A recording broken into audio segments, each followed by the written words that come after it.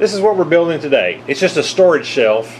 Holds a bunch of cigar boxes that I picked up locally. I can get these for about $2 a piece. So they're really a pretty cheap way of finding a storage container. And I like the way they look. They're kind of interesting. You do have to divide them up, put dividers in there, so I'll have to work on that when I get through with this project. But I go into making the shelves and the sides and all that. It's not real in-depth. It's not really kind of a how-to necessarily to build this thing. It was just really more of an idea of showing you kind of how I built it and just kind of the idea of what you could do to do some storage in your shop. All right, let's get started. So the hardest part of doing this is figuring out where each cigar box is going to go.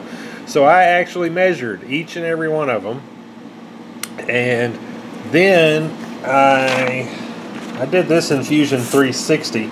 But the first thing I did was I put them all in Excel, and y'all, this is how many of them there are.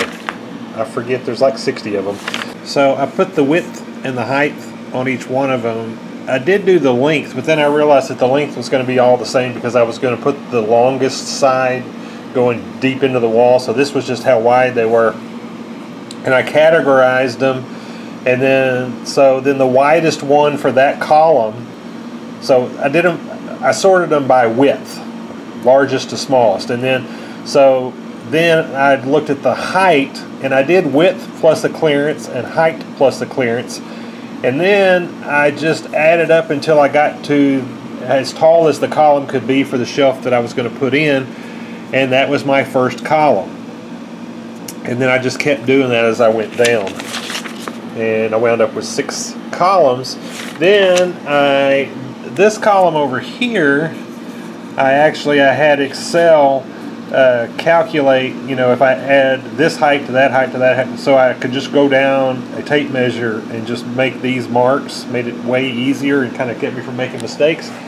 And then I've transferred all of that information over here, numbered my board so I don't get them lost, and now I'm ready to cut them.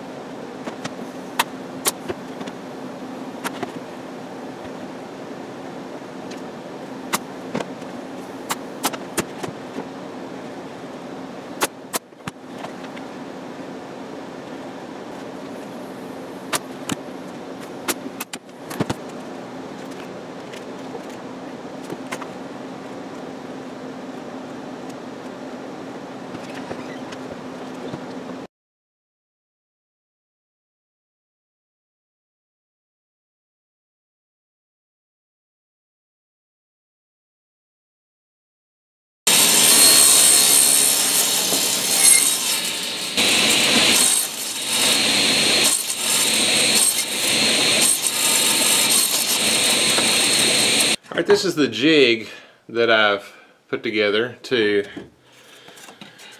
cut the finger holes in the front of each shelf. And each shelf is different size, or there's 6 different sizes, and so I've marked a line for each one, and I can move this piece of wood over as I do each set so that I can get that right in the middle of the board like that. So right now I'm just routing those out.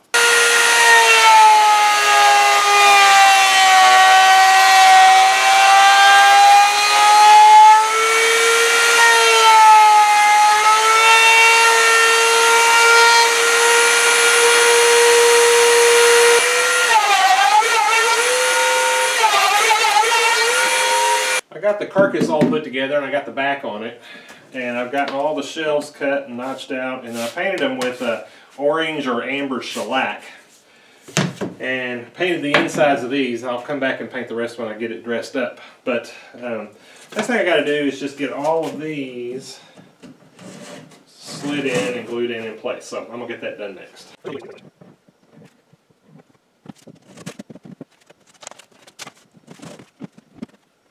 Now I found that my glue bottle, I was having trouble getting in there, so I took a syringe and filled it up, and that made it so I could get the glue to the back of the groove and also administer just a little bit less. So just giving it just a little thin line like that.